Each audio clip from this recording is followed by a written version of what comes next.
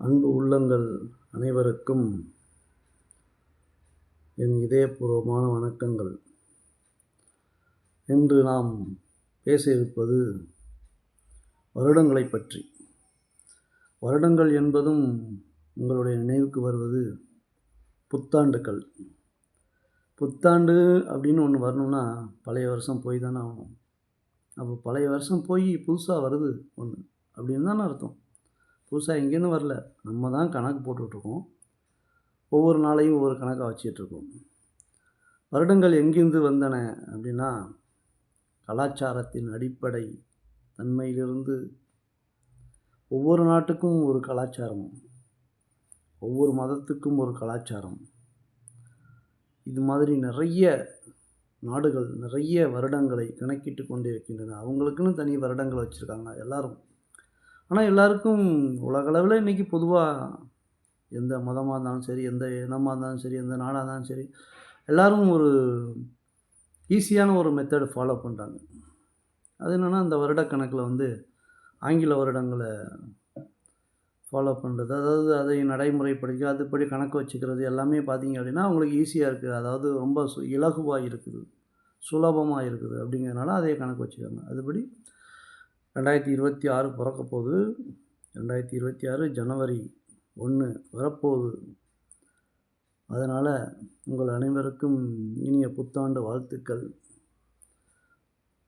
அத்தோடு நிறைய விஷயங்களை நம்ம பேசலாம். இன்றைக்கி வருடங்களை பற்றிய விஷயங்கள். இந்த வருடங்கள் பார்த்திங்க அப்படின்னாக்கா, சூரியனுடைய சுழற்சி அடிப்படையாக வச்சு தான் கணக்கு போட்டிருக்காங்க ஆதி காலத்துலேருந்து.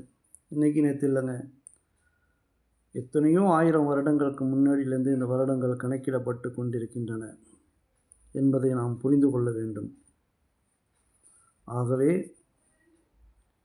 இந்த வருட கணக்கு என்பது ஒவ்வொரு நாட்டுக்கும் ஒவ்வொரு மாதிரி இது இருக்குது. தமிழ்நாட்டுக்கு பார்த்திங்கன்னா சித்திரை 1லேருந்து ஒரு வருடம் தமிழ் வருட பிறப்புன்னு வச்சுருக்காங்க.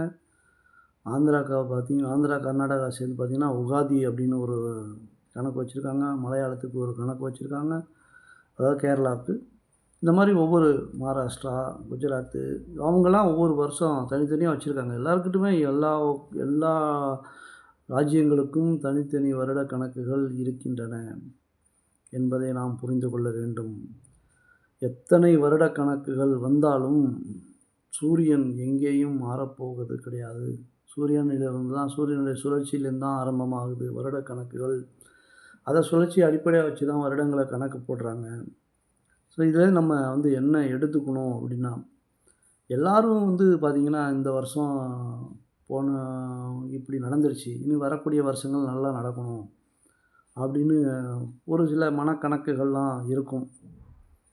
அந்த மாதிரி ஒரு இதில் பார்த்திங்க அப்படின்னா, நாமும் ஒரு உறுதிமொழி எடுத்துக்கொள்ள வேண்டும். இதுவரை நடந்த விஷயங்கள் எப்படி ஆனாலும் இருக்கட்டும், எப்படி நல்லவையோ கெட்டவையோ எப்படி இருந்தாலும் பரவாயில்ல, அது போனது போச்சு. இனி வரக்கூடிய வருஷங்கள் எல்லாமே பார்த்திங்கன்னா, வரக்கூடிய நாட்கள் எல்லாமே எல்லாருக்கும் நல்லதாக நடக்கணும் அப்படின்னு எல்லாருடைய வேண்டுதலாகவும் இருக்கட்டும். ஆனாலும் நம்முடைய வேண்டுதலும் அப்படித்தான். இனி வரக்கூடிய வருடங்கள் நல்லதாக இருக்கட்டும், வரக்கூடிய நாட்கள் நல்லதாக இருக்கட்டும், உலகம் நன்மை பெறட்டும், எல்லா நாடுகளிலும் நல்ல மழை பெய்ய வேண்டும், தேவையான அளவுக்கு வெயிலும் கண்டிப்பாக வேண்டும், தேவையான அளவுக்கு குளிரும் வேண்டும். இதெல்லாம் சேர்ந்து தான் இருக்கணும்.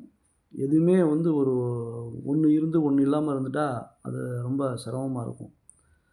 ஏன்னா நம்மளுடைய உடல் அமைப்பு எப்படின்னா, நம்ம உடல் உடலுக்குள்ளே ஒரு வெப்பநிலை இருக்கும், வெளியில் ஒரு வெப்பநிலை. இந்த 2 வெப்பநிலையும் பார்த்திங்க அப்படின்னாக்கா, 2 சீதோஷண நிலையும் ஒன்றுக்கு ஒன்று இணைஞ்சி பயணித்தா மட்டும்தான் உடல்நிலை சீராக இருக்கும் அனைவருக்கும். ஆகவே அனைத்து அன்பு உள்ளங்களும் உங்கள் அனைவருக்கும் வரக்கூடிய இந்த புத்தாண்டுகளில் நீங்கள் எல்லோரும் நல்லா இருக்கணும்னு வேண்டிக்கிட்டு, நான் வணங்கக்கூடிய இறைவனை வேண்டிக் கொள்கிறேன். நீங்கள் வணங்கக்கூடிய இறைவனை வேண்டிக் கொள்ளுங்கள். நீங்கள் எந்த நாடாக இருந்தாலும் சரி, எந்த மொழியாக இருந்தாலும் சரி, எந்த மதமாக இருந்தாலும் சரி, நீங்கள் வணங்கக்கூடிய இறைவனை வேண்டிக் கொள்ளுங்கள். நானும் வேண்டிக் கொள்கிறேன். எல்லோரும் நன்றாக இருக்க வேண்டும். என்பதை வேண்டிக்கொண்டு அனைத்து இதை இவ்வளோ நேரம் நீங்கள் கேட்டீங்க. ஒரு 5 நிமிஷம் ஓடியிருக்கும். அந்த 5 நிமிஷம் டைம் கொடுத்து கேட்டீங்களே, அவங்க அனைவருக்கும் என்னுடைய மனமார்ந்த நன்றிகளை தெரிவித்துக் கொள்கிறேன். நன்றி, வணக்கம்.